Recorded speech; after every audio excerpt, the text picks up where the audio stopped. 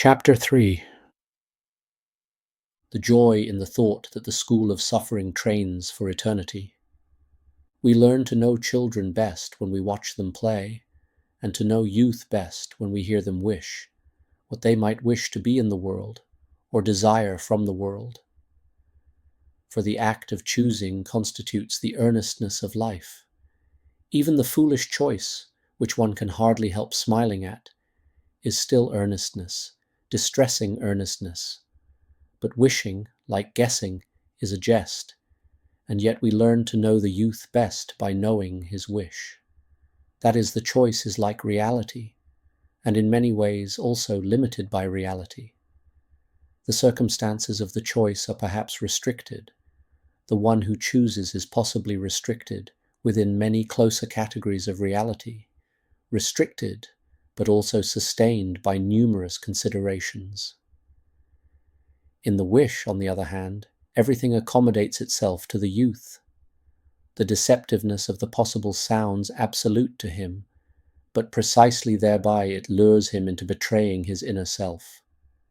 In the wish he is completely himself, and the wish is the exact expression of his inmost self. And that the youth thus betrays his inmost self in his wish is certainly an innocent matter. It may even prove profitable to him through helping him to learn to know himself and his immaturity. The danger is, lest at a later period, the wish concealed therein become a traitor to him.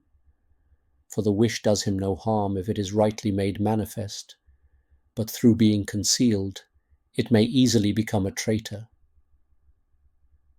If then we were to consider a group of young people, each one wishing something in particular, we should by means of their wishes get to see to what extent something deeper dwelt in the individual's soul. For there is no mirror so accurate as the wish, and while ordinarily a mirror sometimes flatters the one who looks into it, showing him otherwise than he actually is, we may say about the wish that by the aid of possibility, it flatteringly lures him to appear exactly as he is, tempts him to resemble himself absolutely. We shall not pursue this further, but merely assume that among these youths there would also be one who would say, "No, I do not wish for power or wealth or honor or happiness in love. The only thing I desire is conflict and dangers and hardships and sufferings. Only these inspire my soul." Thus would he speak, and we can always be certain that what an unspoiled youth says contains wisdom, if only we understand it a little differently from the way it was said. Hence there would be a youth who wished to suffer in the world. But I wonder if he still expressed what he wished quite accurately, for he evidently wished not merely to suffer, but to fight as well. That he had depth of soul we shall not deny. He did not wish to doze his life away in pleasure or to shine through the advantage which is acquired in sleep, or cowardly to sit in state in the effeminacy of favours. He wished to strive. He did not even wish to strive for the sake of honour or advantage or power, but he wished to strive for the sake of the conflict. But the fact of wishing to strive for the sake of the conflict is still by no means the fact of being willing to suffer. Moreover, it is the opposite, but it is well to note, it is also the contradiction which resembles that most. Whereas another wishes to know that he is the stronger, and desires as proof of this the honour and prestige and power he would acquire through his striving, our youth would constantly renew his self-esteem by being the stronger in the conflict, in the persistent strife for the sake of the strife. He would take no rest. His soul was too ambitious for that. He would not listen to anything about the strife now being over. No, as the self-esteem of the bowstring longs only for one thing, to be tensed in the conflict, and is distressed by only one thing, by being loosed and left hanging limply, however many battles it has won. So he wished to live and die only in the conflict, and on the day of battle, first and last in the strain of exertion, in the vortex of battle. Consequently, it was a misunderstanding, a disappointment, a delusion that the youth used those certain words, to suffer, to desire sufferings. If one were to repeat his words to him and say, "You indeed chose the right words," and then explain to him what these words implied, then perhaps that pugnacious youth who wished to challenge the world to battle would lose his courage. He would perhaps, instead of falling in battle, succumb to the suffering. Alas, for the fact of being willing to suffer and to choose sufferings. That is a wish that never originated in any human heart. He who believes that merely deceives himself. In order to apprehend the thought of suffering and the joyful gospel of suffering, in order to endure suffering and actually receive benefit from it, in order to be able to choose suffering and to believe that this is the wisdom of eternal happiness, the human being needs a divine guidance. It can never occur to the natural man to wish it. It must first be preceded by the most profound change in a man before he can believe this mystery of suffering.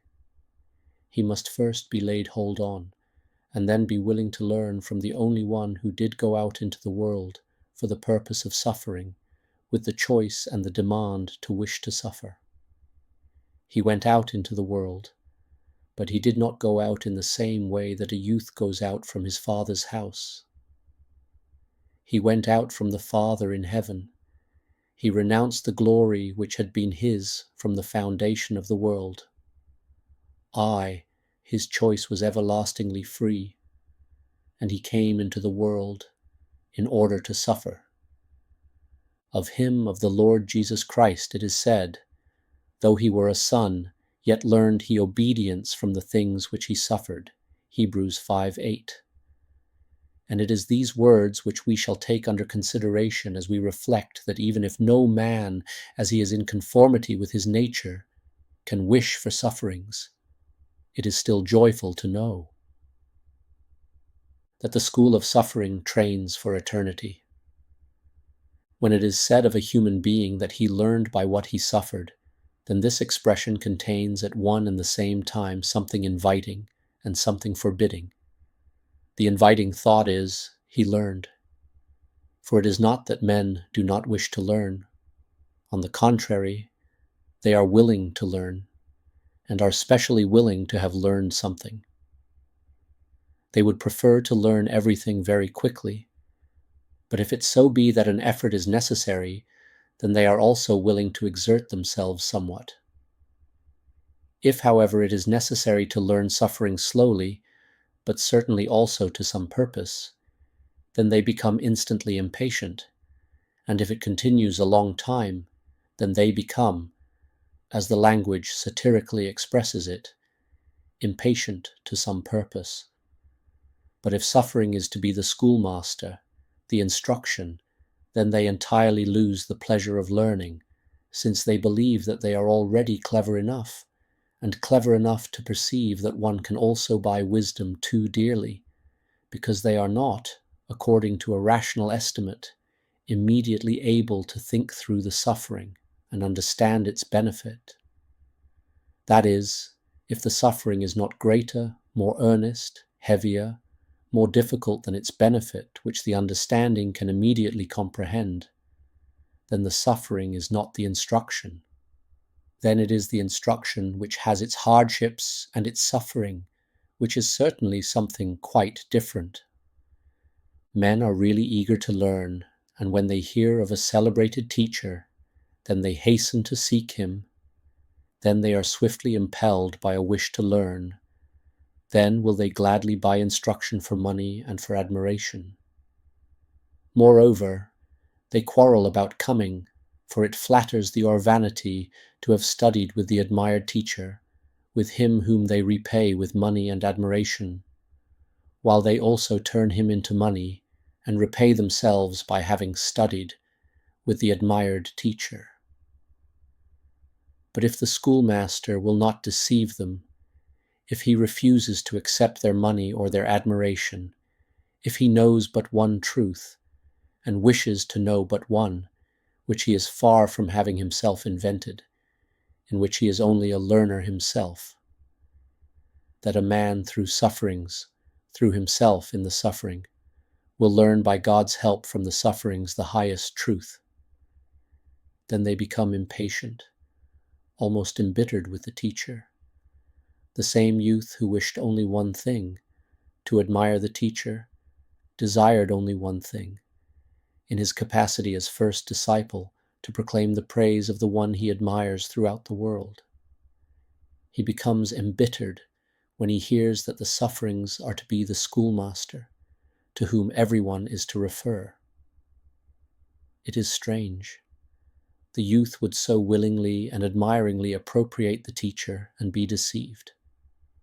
On the contrary, he is angry over being able to dispense with the teacher and be in the truth by the aid of sufferings. It is strange that the good most desired in the world is independence, and that there is almost no one who desires the only way which in truth leads to it, sufferings. Men will gladly learn something whereby they may amount to something, learn something from which they can reap the benefit, or learn something by reason of which the knowing dare say that by knowing it he knows much. But when it is fitting that they themselves should learn by the aid of the sufferings, then they lose their courage or their apprehension. Then they easily see, they think, that the returns have no relation to the hardships. Alas, we may well say that instead of learning something, every man needs first to learn what is the principal thing to learn. And this first, most profound instruction underlying all other instruction, which is exactly that of the sufferings, is the one which is last desired. He learned obedience from what he suffered. If you, my hearer, will imagine a completely humble man, he lives in an out-of-the-way place. His ability is very limited. Is it not true that the world will say of him, "What could he learn?" And yet there is one thing he can learn. He can learn obedience. Aye, even if he were still more limited than he is, nevertheless, there is still one thing he can learn. He can learn obedience. But why indeed is it so hard to learn obedience, unless it is because one must first learn that obedience is in truth worth learning, that obedience, far from being what one hastily believes, a waste of time, is truly the gaining of the eternal. Why is it so difficult to believe? Because it is so difficult to obey. And why is it so difficult to learn to obey? Because one must first learn that it is everlastingly worth learning. All knowledge which is in a covenant with curiosity, with the love of learning, with natural abilities, with selfish passion, all the knowledge concerning which the natural man immediately understands that it is worth learning, is also fundamentally and essentially easy to learn. And to this also belongs, first and last, apprehension. Thus men are willing enough, when it is proper, to learn by rote. But when it is necessary to learn by the aid of suffering, then it becomes so hard, since apprehension does not help. But, on the other hand, no one is excluded, however much he may be lacking in apprehension. The humblest, the simplest, the most abandoned man, the one whom all teachers give up, him heaven has by no means given up. He can learn obedience fully as well as any other man. This would be the first step, that you, my hearer, should imagine the humblest man. But now imagine that he, of whom the Holy Scriptures say, he learned obedience by the things which he suffered, that it was he who was with his Father from eternity, that it was he who came in the fullness of time, that it was he who completed what the Father had begun, he who completed the creation and transformed the shape of the world. And if there is anything said in the sacred writings of him as the humblest man, there is nothing said about who he was, about what he was, about what he could do, about what he accomplished, nothing about his work, which is higher than all human thought. There is said only, he learned obedience by the things which he suffered. Alas, he who knew all things, he whose thought embraces all, he who consequently needed to learn nothing, because what he does not know simply does not exist. Of him it is said, he learned obedience by the things which he suffered. Christ learned obedience, for certainly from eternity, his will was in harmony with the Father's. His free resolution was the Father's will.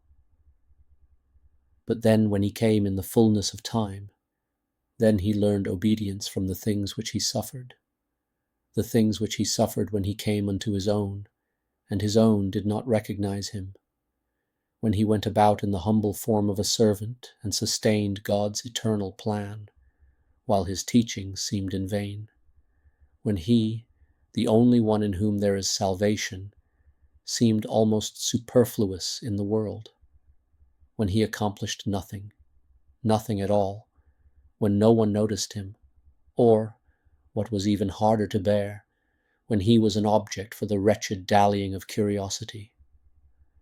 Oh, even when the evil arose against him in wild rebellion, and bore him, the Holy One, down to death. Is not this something to shudder at? When he who was the object of curiosity, when he, the Saviour of the world, could do nothing in the lost world except merely collect the curious and the idle about him, so that the craftsman would leave his work to stare after him, and the merchant would run out of his shop, and even the hurried individual would cast a curious glance at him in passing. Vinegar could not have been a more bitter draught for the Holy One than was the thoughtless attention of idlers and the revolting sympathy of the curious when one is the truth. The presumption of sin toward the Holy One was not more bitter than being taken in vain by the curious.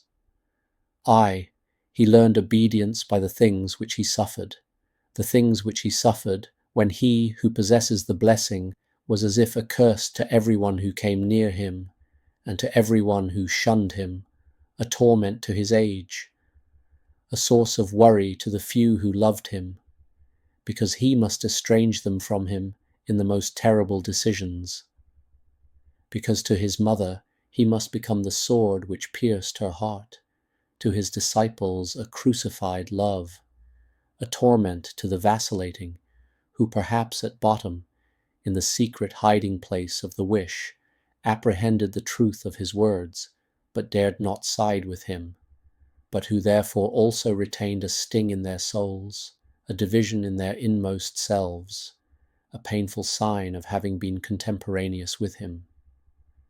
A torment to wrongdoers, because he, through his purity and divinity, must make them reveal the thoughts of their hearts, make them more guilty than ever. O grievous suffering, to have to be a stumbling block in order to be the Saviour of the world. He learned obedience by the things which he suffered, the things which he suffered when he himself sought, but also, as it were, was compelled to seek the despised society of publicans and sinners, when no one dared to acknowledge knowing him, when the curious doubtfully shook their heads, and those who regarded themselves as shrewd said derisively, "The fool!"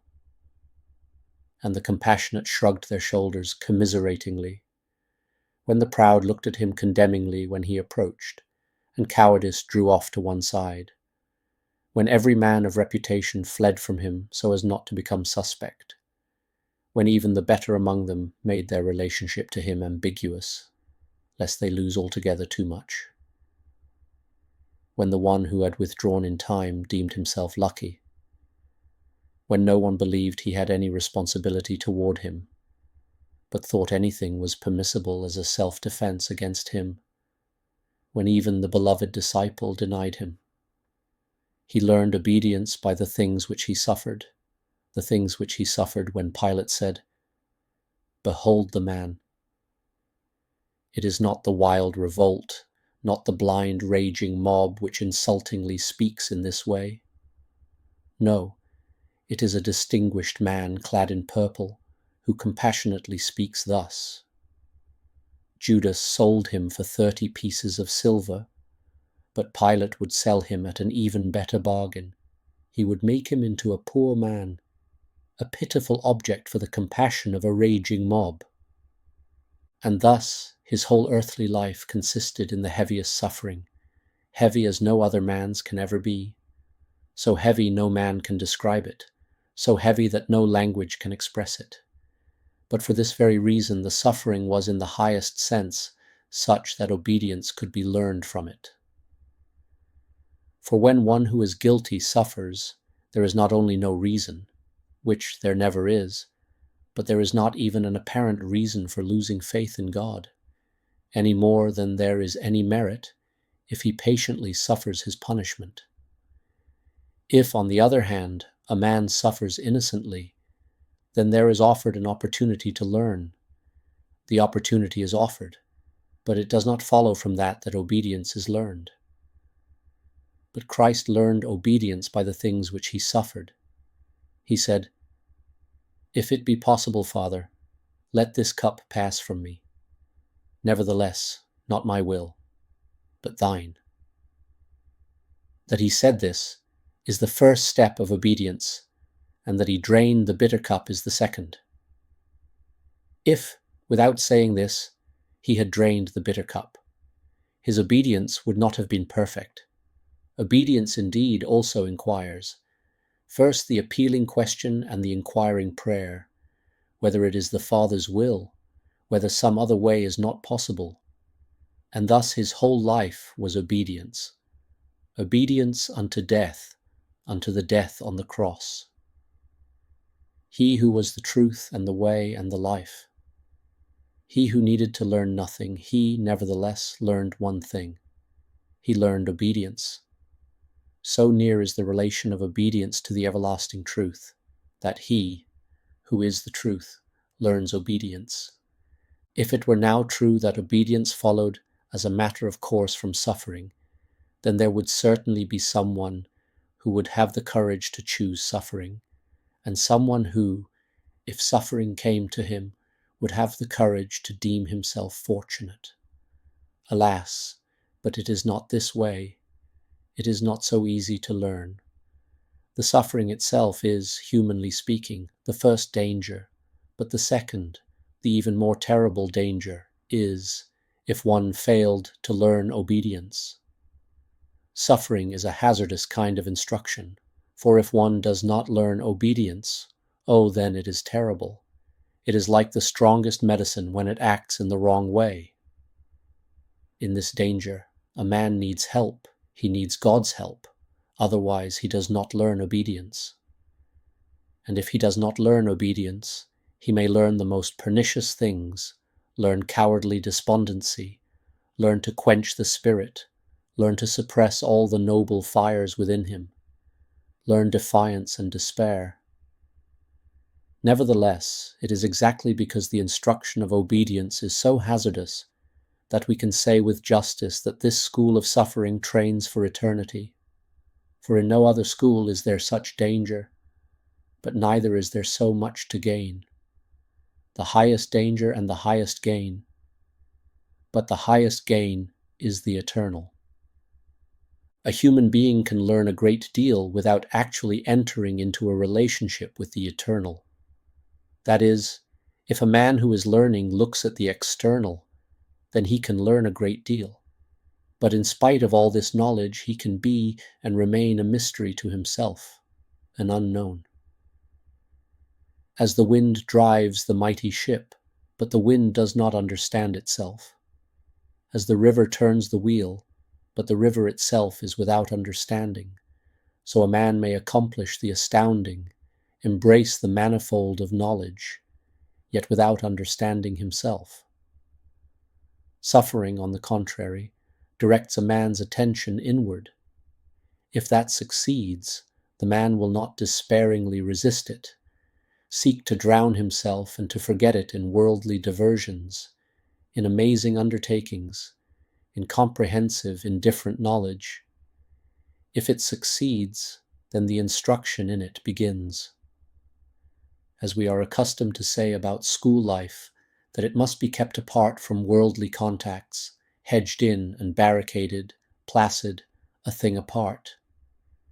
Then it is in all truth valid to say this concerning this school of suffering, for it is in the inward man where suffering instructs, where God is listening, where obedience is the test which is demanded.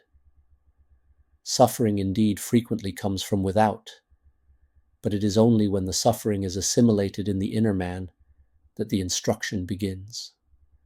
Many sufferings may rush in upon a man, and a man may in turn succeed in rushing, as they say, to preserve his health. That is, he may succeed in preventing himself from beginning on the instruction of suffering.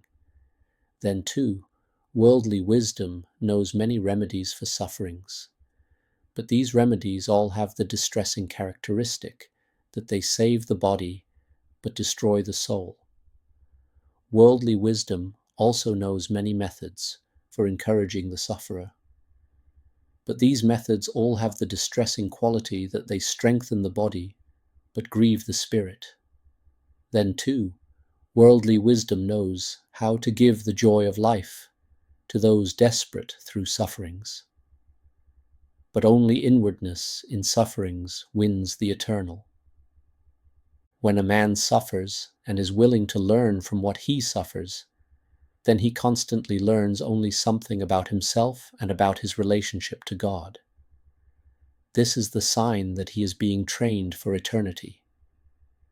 Alas, through his sufferings a man indeed learns much about the world, how deceitful and treacherous it is, and much else of the same kind.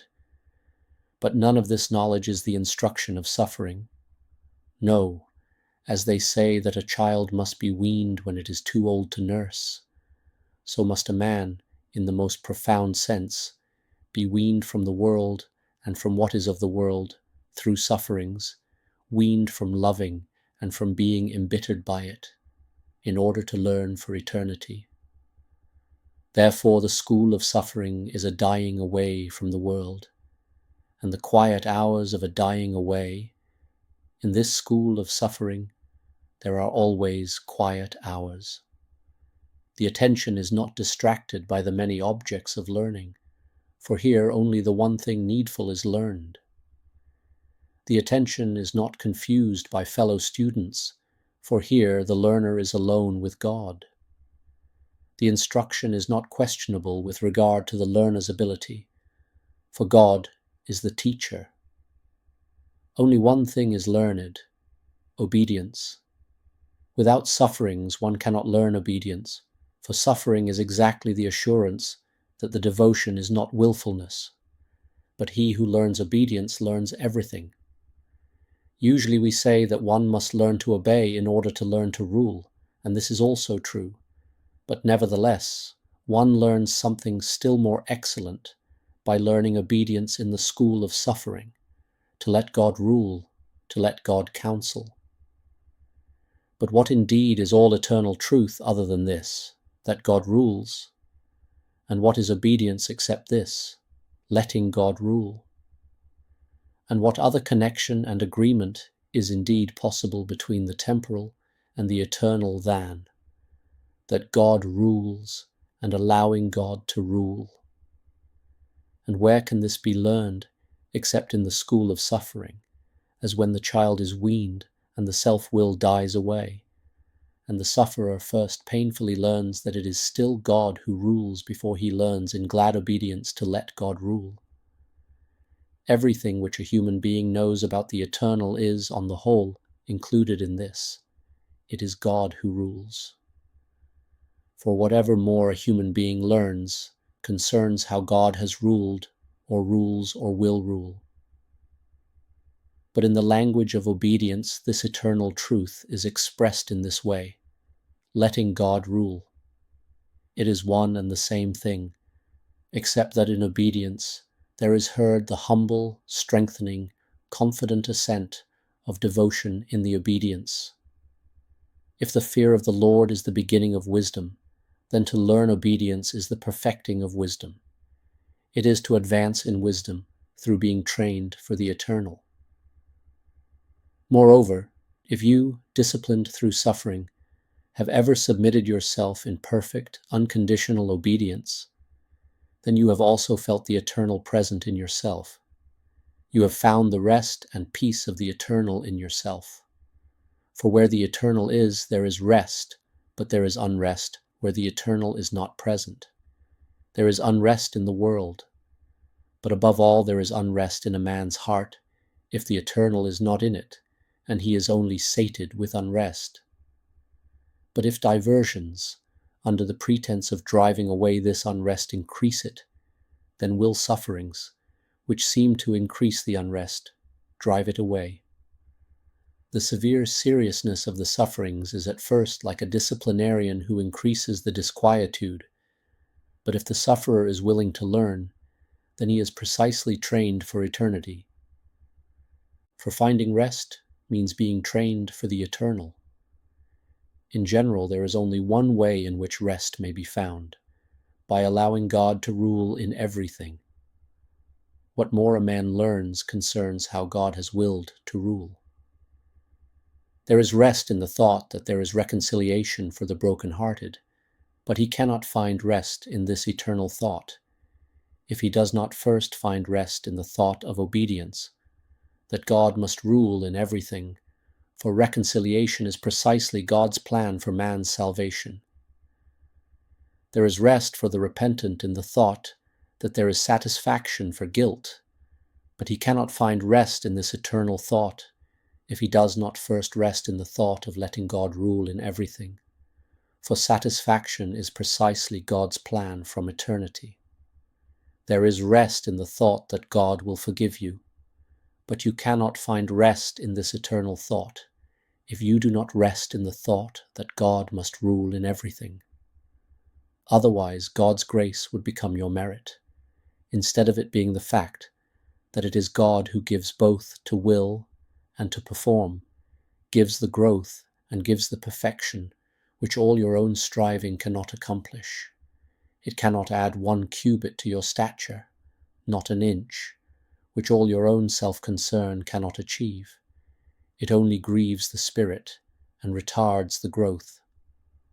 But faith and the obedience of faith in sufferings loves the growth up, because all the labor of faith is expended in driving out the ego, the selfish, so that God may really come, and so that he may be permitted to rule in everything.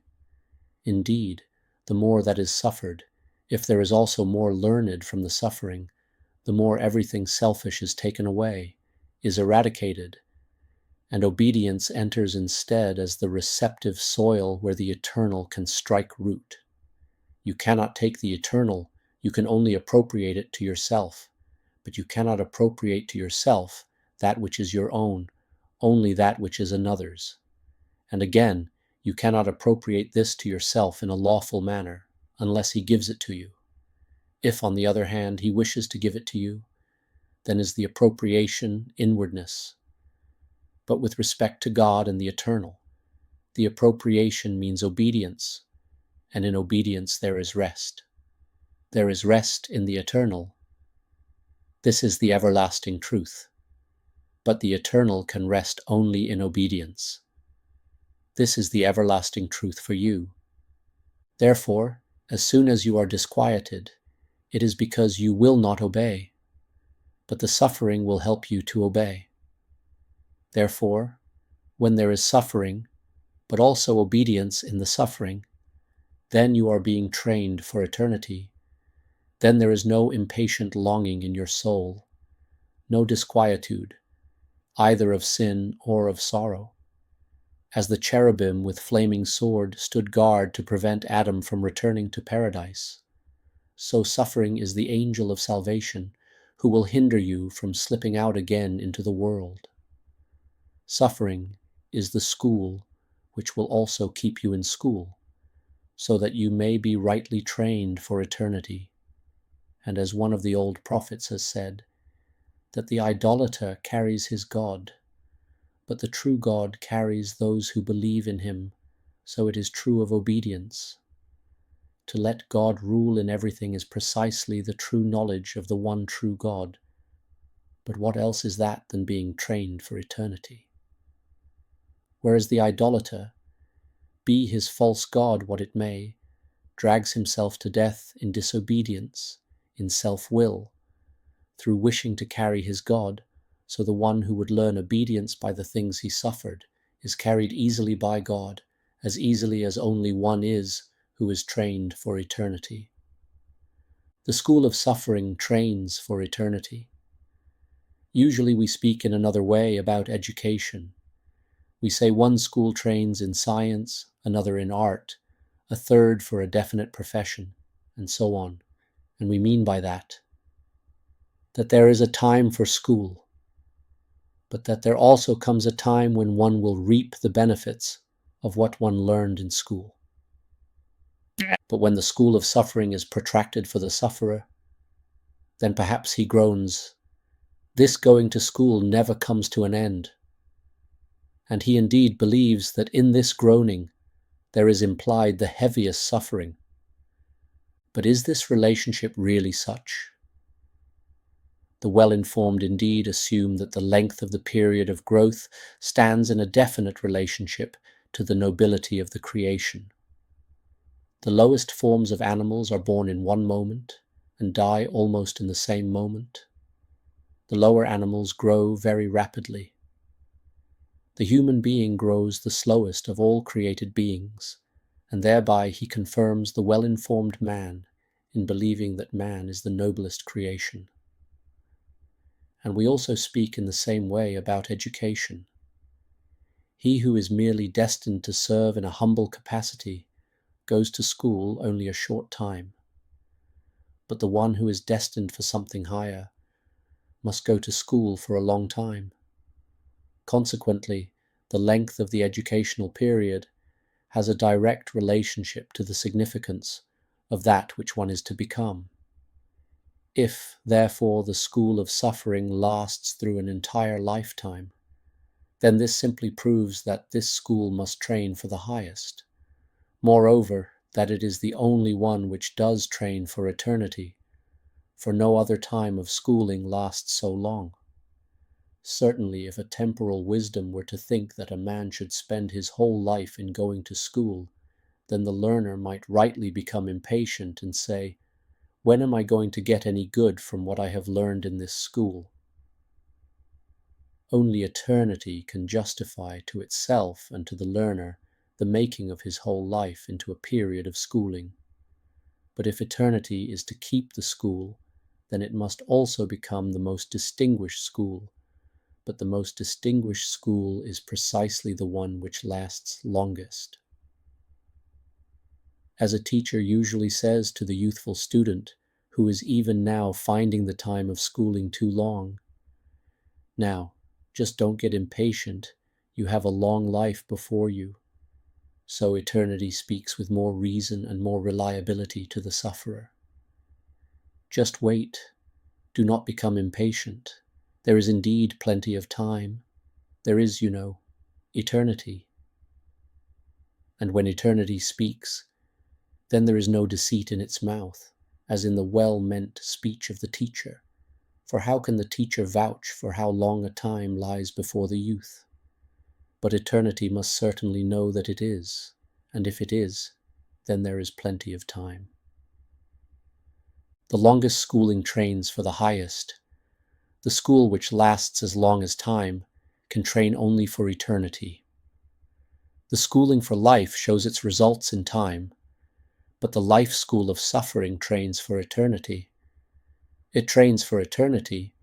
It is also recognizable by the fact that whereas one naturally becomes older while going to school, which is precisely as it should be, in the school of eternity one becomes younger, and this is precisely as it should be. The eternal life is rejuvenation. should there not then be time enough for the learner to reap the benefit and joy from what he has learned? For what is it that causes impatience in connection with the all too long period of schooling, except this fact that every year one is growing older, and therefore is justified in fearing that the period of schooling may be too long?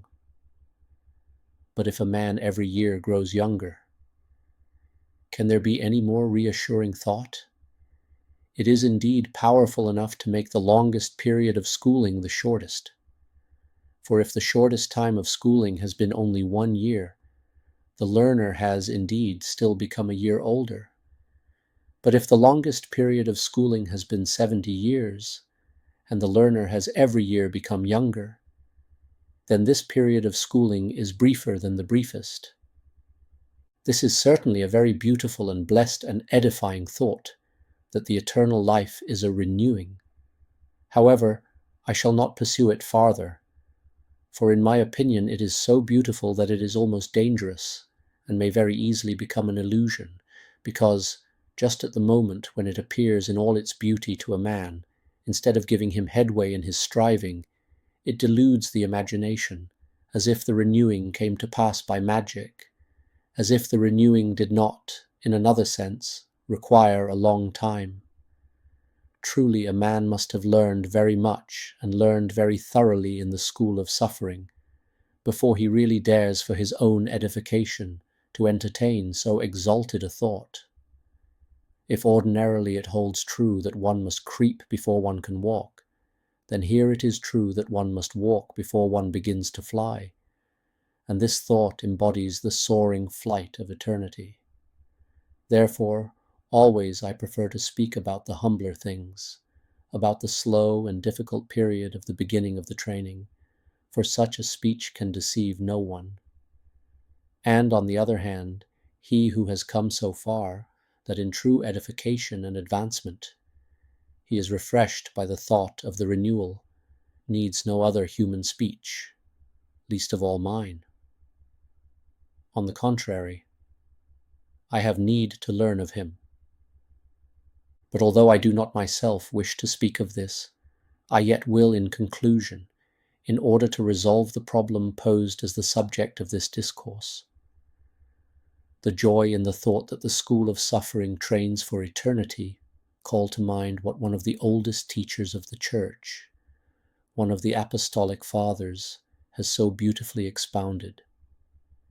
He relates in the part of his book, Hermas the Shepherd, which is called The Visions, how God favored him with 3 visions.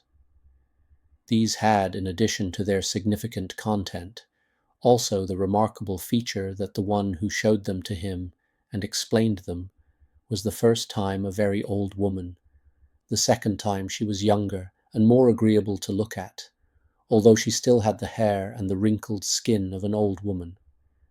But the third time she was young, joyous, yet earnest as the youth of eternity is. He now goes on to explain this more particularly, but adds among other things also this: they who sincerely do penance shall become younger. Thus he again restrains the powerful thought, lest it become an ambitious delusion, so the learner not only does not become younger, but what is even worse than becoming older, he becomes deceived. And so this speech too again restrains, for it is only the school of suffering which trains for eternity. If any such thing is granted to a man, then it must happen to him in the school of suffering. For all that, the joyful indeed comes. It comes at last, as it here comes last, that no school lasts as long as the school of suffering, and that therefore no one lacking this suffering trains for eternity, and that in the school of eternity it may come about that the learner is renewed. Neither science nor knowledge, nor anything except suffering, if one learns obedience from it, trains for eternity so truly as he who was and is the truth. He who knew all things, yet learned one thing, but nothing else. He learned obedience from the things which he suffered. If it were possible for man to learn obedience toward God without suffering, then would Christ, as human, not have needed to learn it from suffering. It was human obedience he learned from his sufferings. For the eternal harmony of his will with that of the Father is not indeed obedience. Obedience is part of his debasement, as it is called. He humbled himself and became obedient. But this, his debasement, lies in the fact of his being human. Hence it is fitting for man in relation to God that obedience is learned only from sufferings. If this is necessary for the pure, how much more then for sinful man? Only suffering trains for eternity rests in faith, but faith is in obedience, and obedience is learned from suffering. There is no obedience without suffering, no faith without obedience, no eternity without faith. In suffering, obedience is obedience. In obedience, faith is faith. In faith, eternity is eternity.